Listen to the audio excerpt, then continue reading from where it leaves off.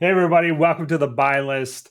This is a kind of a special edition deep dive due to the fact that we're right on the precipice of a couple decks LLing. A lot of Um, XLLing. yeah, so we thought this would be a good time. Take a look at the Enigma deck that won the Pro Tour, Pablo Pintor. Congrats. Since she is, at time of recording, LL'd already, she will no longer, she will rotate out of the format on the following week. So, there's always when rotation comes around in a game, in Flesh and Blood, it is Living Legend, and the hero rotates out, which is a um, kind of a unique way of doing it in a card game. So we wanted to take a look at what does that actually mean for the deck and for your collection of cards if you played this deck and now no longer can play Enigma in Classic Constructed. Yeah, I brought this up to you like last week. I've been trying to figure out like how to best represent this because I think that Flesh and Blood gets a bad rap for being expensive. And I mean, like, you look at the cost of this deck. It's expensive. Yeah. Um, it is expensive in terms of dollars to build. I think Mm-hmm. one of the things that is overlooked a lot is the like transferability of a lot of these cards. It Mm-hmm. what we have a new local. Shout out Kyle. I highly doubt he listens, but um, he was brand new. He got a Jarl Precon. He's been like kind of leveling it up a little bit. It was sick. So gem pack success story. Um, First day he came, got a gem pack, opened a cold foil kunai, traded cold foil kunai for a stalagmite. So Sick. he has upgraded nothing else in the deck but the stalagmite. But he's like, man, like, so I don't know how it came up, but he was like, kind of sucks that your deck can just like LL and be gone. And I was like, well, and like we tried to explain to him, like, he's the second Earth Ice Guardian. Like there was one Yeah. before him. You're Yeah. welcome for not having to endure that. Yeah. Um, Yeah. so like yes, your cards, like your hero can LL and like you can't play them anymore, but a lot of the cards will transfer and still have value in other decks depending on what you want to play. So it's not like you've you were all hyped. Pablo Pintor, Pro Tour winning Enigma list. I'm gonna build it, and then you realize I just dropped $1,500 and the hero is LL'd, essentially. Yeah. You're not out. So No. we'll dive into it and just kind of like run Yeah. through it. Yeah, and I think like that's the thing, Nate, is that there's a lot of the times it's like, man, Flesh and Blood is really expensive. Actually, when I was at the Pro Tour London this past week, I actually talked to a gentleman, a fan of the channel. He's like, man, what do you think? Do you think FAB is too expensive? Do you think Flesh and Blood is too expensive? And I told him no, and we like kind of chatted about this, and he was just trying to get my sense of it, and I think he agreed, but we've never really looked at the. I don't think I've seen this before. I know we haven't looked at this, but I really took some time, cracked my knuckles, and made a PowerPoint presentation. We're going to go through it. Let's start looking at some of this data that I put together. So $1,576 total cost. Mhm. As of right now, TCG player low, no shipping included, just because that's variable depending on where you live or what part of the world you're in, even with TCG player. So if we go to the next slide here, rarity breakdown, I pulled out commons and rares that were under like even sinks, sink belows and fates were removed at this time. And when you remove those out, you kind of get a breakdown of where the cost of this deck lies. So we have $314 in legendaries, which typically are one ofs Yep. and are your arena cards there. Majestic cards, $1,251. So yeah, a lot of the price is going into these majestics, and then commons, rares, and tokens are at like $11. So that's your fates, Yep. sinks. and then odds and ends that are like 20 cents. So not a lot of big value commons and rares where the bulk of the cards are. All right, now Teddy, I was super hyped to play Enigma. I've never played the deck before in my entire life. I went out and spent $1,500, and you're telling me the deck is LL. Yeah. I'm financially ruined. I'll never financially recover from this, and I think I need to leave the country because Yes. this is all of this money is just like up in smoke now, right? Is that what you're trying to tell me? Well, that's a good question, Nate. And if we jump down to breaking this down even further now, right? So this is breaking it down into class and talent. So in Flesh and Blood, you have your class, which is for Enigma is an illusionist, and her talent is mystic. So she ran some very little mystic cards, as you can see, traverse the Yep. universe and levels of enlightenment. Mystic illusionist was Mirror Guy and her sacred art, which is actually hero locked to her even further. It's a specialization. It's not a specialization. Now, oh, you're right. It's not. Mhm. Good call. Yep. But it's locked to her since it is a mystic illusionist And card. she's the only one who Uh, exists right now. yeah, for now. Okay, so now you can see a lot of those cards shift into that generic um, column, Nate. And what that means is that those cards can be played in any class, any talent. There was But a lot. are you trying to tell me that I'm not financially ruined, Ted?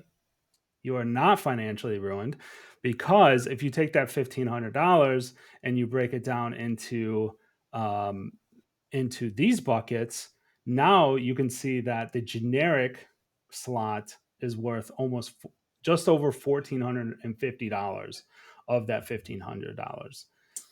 Your illusionist cards coming in just over $50, and your mystic cards coming in at $47, and mystic illusionist $5. So those cards, there's only four of them, so they're fairly affordable Yeah. at the moment. I will say the nice part about this too is like looking at the generic cards. Now we are true professionals. We did prep this, but also like looking at them all on one screen. Definitely not for the first time. It Enigma is like a little bit more of like a defensive deck Hmm. that has like a kind of like a pop off, and then just tries to really like outvalue her opponents. All of those generic cards fit within that archetype, right? Like Warmonger's Diplomacy, that's all you got. Weakest Link, Shelter, Hmm. E-Strike, Command and Conquer, Quick Dodge, Tunic. To some extent, Stonewall Gauntlet, like Truce and Ripple Away are like, those are only because she wants to play a crap load of blues and doesn't want them to like be like Yeah. actual like titanium baubles. So like those ones might not carry over as well, but are still pretty relevant. Uh, Yeah. Ripple Away, I can see like dropping in value just because Ripple Away Hmm. is the blue in a lot of decks because of spectral manifestations. Yeah. So now the spectral manifestation is gone, a lot less reason to run Ripple Away. But Yeah. everything else, very playable in a lot of those like more defensively slanted, like or even like mid-range decks. So in even like Hmm. the Sinks and the Fates that we pulled out, all of those Sinks and Fates. I don't know if y'all know this or not. And if you're new Yeah. to Flesh and Blood, you might not. You start most deck building with three Sink, three Fate, and three Shelter of the Storm now, and then figure out Yeah. how many of those you actually need. Yeah. For sure. And then kind of to like springboard on that conversation, Nate, the next slide here, just relabeling a little bit here. You see the cards haven't really moved around a bit. So as you were mentioning, what's transferable to a new deck? So obviously all the generic cards, as I had mentioned, are allowed to be transferred to a new deck. They're in your collection. And like you said, a lot of these cards just are starting points. Findel's Spring Tunic, if you're even close to FAB, you've heard of this card, right? It's always too expensive, but it's literally the starting point for 95% of the decks, right? Yes. It's just that good. Quick Dodge Flexors, a new card, but obviously a very powerful card that can be transferred over as well. And then you got your Command and Conquers, your E Strikes, your Storm of the Shelters, just like stable cards. As you mentioned, maybe some of these are meta dependent with Ripple Away or Truce, but still they are cards with good effects, right? They're making it into the Pro Tour winning deck, right? Now, the next column over is soft locked. These cards are illusionist cards, so they can be played in other illusionists. But even though we have another illusionist in the game, Prism, she just kind of runs her own list. And these are like technically soft locked, right, Nate? Yes, I think like yes, Prism is not running any of these cards. No. The thing is that like of the soft locked cards, Miraging Metamorph is like very playable in like every illusionist that we've ever had. Mm-hmm. Prism is just very, very siloed. Um, Mm-hmm. and then like Traverse the Universe. Do you really think that if Mystic comes back as a talent and they don't ban this card, they ain't gonna be looking at Traverse the Universe saying, I think it's time. It's time to don the helmet again. Um, Right. and like Metamorphs are like 30, I think they're like 33 or $35 for that soft block. And then like I think Mm-hmm. Traverse is like 17. So like most of that is made up with just those two. Yep. And then Crown of Reflection is the AB head piece of choice for Illusionist um, that aren't named Prism because Prism is so reliant on Halo. So Yeah. like while they're soft locked, they're really only going to be locked until we get a new Illusionist. Yep. And so that kind of brings us to at that point brings us to what is the total cost of Living Legends as your newer player local um, asked, right? Like, oh man, my hero is going to go away. That like sounds devastating. Rotation in any card game is kind of a scary, Yes. not a scary thing, but it's just like, oh man, how do I manage this, right? Like, do I got to spend more money on do I got to open more product? And like I even put into that $70 the soft lock cards. As you had mentioned, some of these cards are very strong and are will be considered as soon as another illusionist comes out. Mhm. Um, and so that brings us a total of $70 out of this Enigma deck, which like I know you can probably sit here and like point at us and be like, "Come on, man, you're showing us Enigma. Like this thing is fully decked out with like the best generics. Like this list of cards in the generic Yeah. slot, Nate, is literally the cream of the Yeah. crop in Fab, right? I when I was putting this together, I was like, "Holy smokes, he was running everything." Yep. Like, it was and that's how you get to $1,500, right? Yes. But realistically, you shove those cards right into your next deck, depending. But you shove a lot of them over, and you're already started on your next Fab deck, right? And that's where um, on the next slide, I took three of the meta decks Yep. that were actually right behind Enigma at the Pro Tour, or maybe right in front of. Aurora was definitely the highest show up, highest rate of play. Mhm. Florian was right up there, I believe, top three, and New was right behind them, but like top four, top five. Now, what transfers over, right? And it's a little bit of a up and down. If we look at Aurora, considered one of the best decks in Fab right now, t- what transfers over? You got Findel Spring Tunic, Enlightened Strike, and Shelter of the Storm. Right. This is I used the comparison on all three of these decks. The highest ranked deck at the Pro Tour. Yep. So like all three of these, that's where I got those. So you're looking, that deck cost for Aurora is just over $1,300. Those three are those three cards and their quantities equal about $500. So that's almost 40% of the best deck in Fab. Already just transfers over. Yes, like I think no one is arguing the fact that like Aurora is kind of like the deck to beat right now. So like the fact that you are 40% of the way to building the new deck, while a lot of games don't have like random rotation in the middle of seasons. Uh, Hmm. they have ban lists, and there can be archetypes that are just straight up banned out of the format. And it craters all of the cards associated with that archetype, because it just like doesn't function because they just take away some of the like key pieces of it. Um, Yep. so the fact that like Enigma leaves, and it's not like we Enigma was like on the precipice and now gone. Enigma racked up 200 points in one weekend. So like we all Yeah. knew that she would be gone probably this summer. Did not expect her to be gone first week of ProQuest season. So Right. like it's not like all those cards are deflated in value because most of them are in the generic slot to begin with.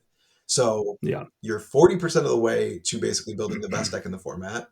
And then if you look at Florian, like the cards that are transferring over, you're $937 transfers directly into Florian, which is Yeah. probably, I think, in this new meta, Florian is the deck that targets Aurora, I think, the most. Mm-hmm. Like, I know some people clown on it, but like, if you really want to beat Aurora, I think Florian's the deck that you would want to play because Enigma's out of the meta. You can play a lot slower and a lot more controlling. Um, and- And remember too, I don't have it on this slide, Nate, but that's $937 out of $1,560-ish dollars, right? So that's 2/3 of your Enigma deck transfers right to Florian. yep. Obviously, still need another $700 because Earth cards are, yes, they're very expensive, right? Yes. So we're sitting at like 58%.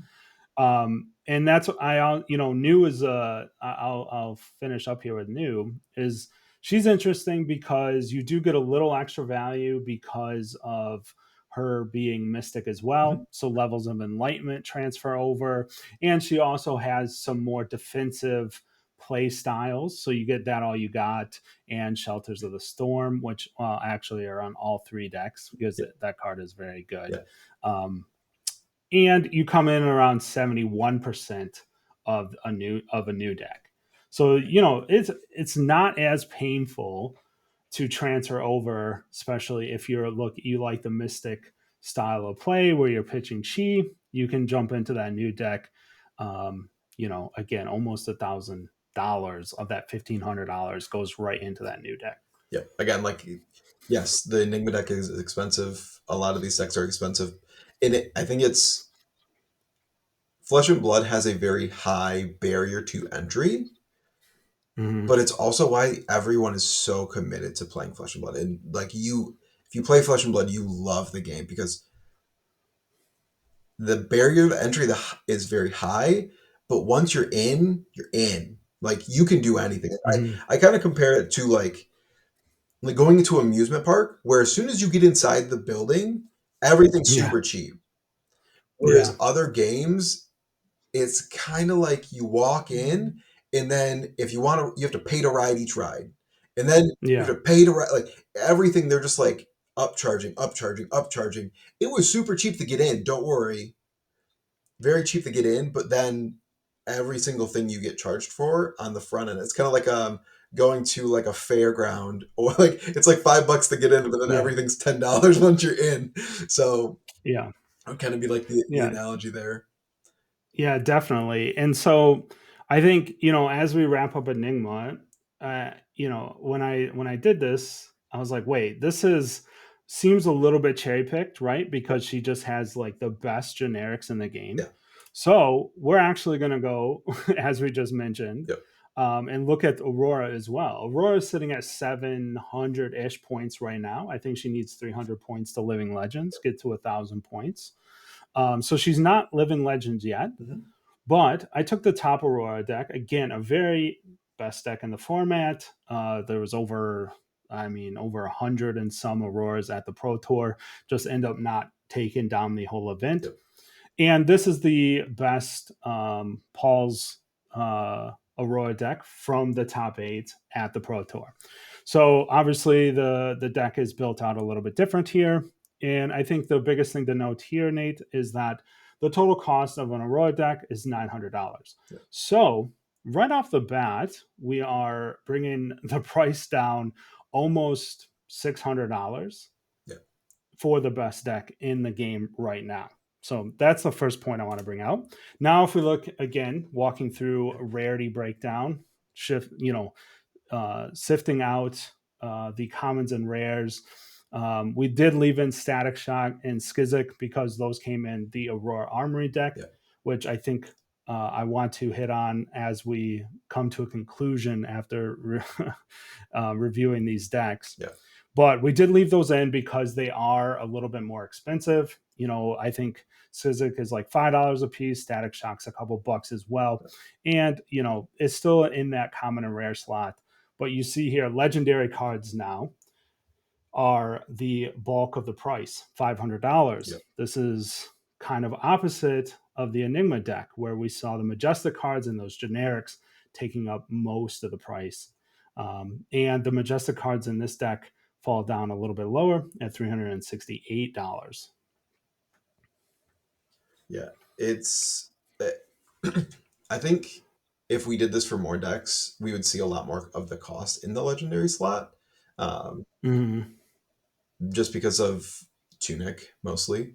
Um, Yeah, so I think that we can just hop into the next page, yeah, because then like breaking it down further, like again we see like generics making up a big bulk of it. Rune blades are just like an expensive class, mostly yeah, grasp and dyadic carapace. Both are over $100 for yes, legendaries. yep, The one interesting part about Aurora specifically is the lightning cards. Um, yep, now, because they're lightning and not lightning runeblade cards, they are transferable into yep, Acilio, and I have it on good authority right as of this recording. Majin Bay is undefeated at a battle hardened with Acilio, so stonks, baby. yeah, Um, so then, like diving into like what can we take out of the deck and completely transfer to any other deck in the game. yep. Paul was actually memeing by playing Down and Dirts. Like, but listen, you can play it in any deck you want. It's just like that's a Yeah, very good popper into Dromai. It's a terrible popper into Prism because Halo exists, so you want your poppers to be sevens, and they run a lot of Herald of Triumphs. yeah, So, but again, we see the normal culprits like Tunic, E-Strike, and then we see Exudes, which is more of like an aggro slanted card. Uh, hmm, we see soft lock cards like Shock Charmers. These you're only ever going to see if Kano is going to be a menace. And yeah, I'm going to give you guys a hint. Kano is a menace.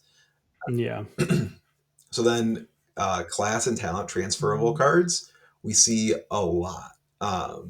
You've got, like, we talked about it on the last slide, right? Like, Grasp and Dyadic, over $100 a card there. And then the yep, full gambit of just lightning cards from Rosetta and then lightning greaves. So all of those can be transferred. The What we'll see when we break down like transferring to new decks is that those are split into different decks. So like a yeah. lot of there's a lot of the price concentration right there, but it only transfers into two separate kind of archetypes from there. And there is a lot of specifically locked cards. So like Aurora is doing quite well. She may LL soon. So if Hmm. she does, she will effectively probably take about $120 with her. Um, so that's a lot more than Enigma. But again, like all the other cards can go other places and they're not just going to like fall off a cliff just because the hero leaves. That's right. And then like Shock Charmers, like you said, is a lightning card, right? So there are play like just when she leaves, she's going to take those with her per se, but living legends, things like that. It's there's some other ways to play them as well, but right now they are soft lock. And like you said, like $120 will go with her. And where does those cards that we can transfer, where can they go? Mhm.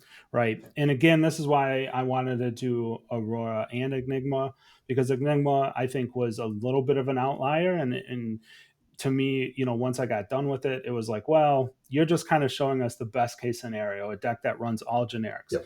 Well, Aurora, best deck in format again, not really in that same category. And and this is where it transfers over. So Acilio now takes the place of the new deck because Acilio is elemental and runs lightning cards. So what transfers over? You got Gone in the Flash, Channel Lightning Valley, Current Funnel, and Lightning Greaves. So, you know, just about 26% of the deck transfers over. That's, unfortunately, that's due to Runeblade and Acilio just being a wizard, which is a completely different class. So it's really only those lightning power cards that transfer over in that slot. Yeah, I am fascinated at where the cost shows up for Acilio. Because if you would have made me guess like how much of the percentage like would flow over into Acilio, I'd be like, probably like 60. Yeah. Um, so the Acilio deck, there were no top placing Acilio decks in the Pro Tour, but there were some in the calling. So I grabbed the top placing Acilio out of the calling at London. Okay. And moving over to Florian again, the same deck, right? So you're transferring over $500 there, about 32% of that deck. Much less because Aurora just doesn't run those like staple generics that the Enigma was running. But you're still looking at a third of your deck, right? Or maybe at 32%. I mean the Aurora deck is about what, 900 bucks, so you're transferring over Mm, like 55% of your Aurora deck into that Florian deck. So even though like I think it shows 32%, it's like, okay, but you weren't going to transfer it all anyways because your deck was only 900 bucks to begin with. So the fact that you're transferring that much of your deck to the yeah, Florian it's deck is pretty cool. yeah more than half of the price of the Aurora deck is transferring over, Hmm. right? So you got to keep that in mind.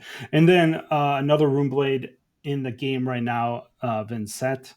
So what transfers over again? You have your staple, and this is just your staple Rune Blade card. So $287 transferring over. It's almost 44% of the Vincent deck. Vincent is a very affordable hero. You're pretty much looking at most, she has a lot of expensive legendaries, but then after that, it becomes fairly cost effective for her cards. Now, so kind of two tales, two different decks to look at, right? Aurora is very lightning heavy, kind of locked in, not running a lot of generics, but there still is a lot of cards that transfer over to other heroes. That's a very plus point or a really good point of Flesh and Blood. And then also Enigma, a deck that runs a lot of generics that just keep transferring over. I'll say this right now. I bought my Tunic 5 years ago for $150. It's still $150. And I play it in every deck, like most of the decks I play, I've played it in. So Yep. I've got a lot of mileage out of that $150. And before I give give you a chance here, Nate, is that I did want to bring up too that um, Flesh and Blood now has Armory decks, Mhm. right? That makes a new Lightning Rune Blade, a new Mystic Illusionist that much closer, Yes. right? You don't have to wait for a main set, a new Mystic set, or a new Lightning set or Elemental set.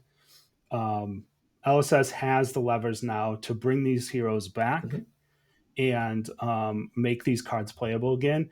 And they've stated multiple times that this is very forward on their mind when they're designing these products. Yeah, they've stated multiple times that they don't want people's cards to just sit in their collection and gather dust if a hero LLs. Like to your point, like I bought my Tunic probably about 5 years ago as well. At this point, um, not 5 years ago, 4 years ago. Um, And like I bought my Grasp of the Arknight 4 years ago. I think I spent like maybe like 150, $180. I bought my Yeah. Enlightened Strikes 4 years ago, and I probably spent, Lord knows, I have no idea, maybe 50, 60, $70 then. Yeah. But that's the thing, like we've played with these same cards for 4 years, and we're looking at like it's literally getting transferred from like Enigma and Aurora, these decks that are LLing today, Yeah. into these decks. Like I have I have LL points on Viserai, and I got them with the same Grasp of the Arknight that I could get LL Yeah. points with Aurora. Then that could get transferred to Vincent and Florian, Yeah. and like Hmm. it's like you look at Acilio, while like it's not on the screen, like he might run Storm Strider sometimes. I Hmm. also have LL points on Icelander, which I got with the same Storm Striders that I opened in an Arcane Rising Unlimited box that I bought during COVID in my Yeah. basement, and I was just like, and this Yeah. is, I mean, 4+ years ago, it was like one of the first boxes I ever opened. Um, Yep. so these decks, these cards are evergreen, and they it's so weird that they like aren't really power crept that much. Like you see all the Asilo cards like the Gone and Flash Channel, Lightning Valley, Current Funnel, Lightning Greaves. These are going to be Lightning staple cards for the next 5 years. Yeah. So Yep.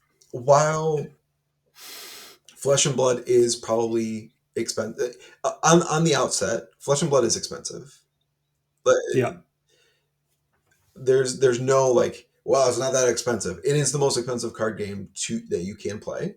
Um, but the cards will maintain their value Hmm.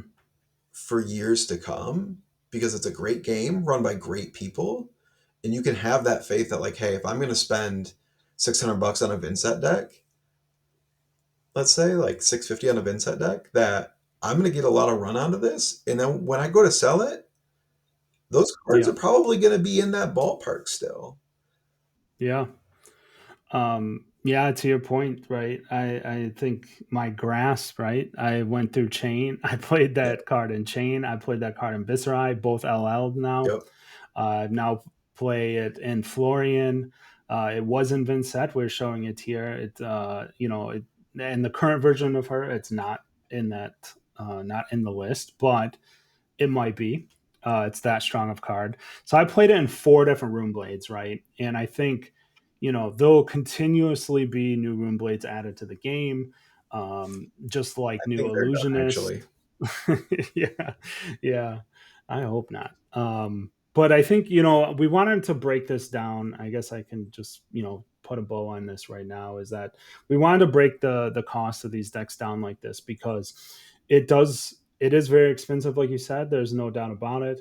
But there is a little bit of a disservice if you just look at the um, overall price of a deck and kind of just point to that by itself and just say like, oh my god, how can this deck be $1,500? While expensive, a lot of those cards you'll get years of play out of them, Mhm. right? So it's a little bit different. It's just different than other TCGs, and it's just not comparable when you look at like total deck cost, like A to B. You just can't. You just have to like do a little bit more deep dive and look into it a little bit, like we did here, Nate. Yeah, and that's like, and like you said, the money that you put into one deck moves very easily from deck to deck. If you decide, if you get bored, if you, let's say you don't even get bored, you're like, but I do want to try that hero. And it's like, okay, you have like a basis to already start that that new that new hero. There's a lot Yeah, of games where it's like, you know what, I keep getting blasted by my friend who's playing red, but all my cards are blue. I have to buy a bunch of red cards now. yeah, Those cards don't transfer as easy. So it is really cool. and I think a little bit misunderstood, but wanted to like frame it in a different way that I don't think a lot of people have looked at before, to Mhm. really illustrate that. So instead of talking anymore, I'm sure Brian's asleep by now. I think we can put the bow on this one, unless you got anything else, Ted. No, that's pretty much it. I think this, is very enlightening. I just like putting together these slides and this data. I kind of always sensed this was the case, right? If you play Flesh and Blood, if you buy the cards, you kind of get this. But if you're just starting in the game, LL can be scary, but realistically, a lot of the times, depending on the class and talent, your cards transfer very easily into your next deck. So LL, at least for these two decks, not overly costly, um, Nope. per se. So, but that's going to do it. Please, everybody, like and subscribe.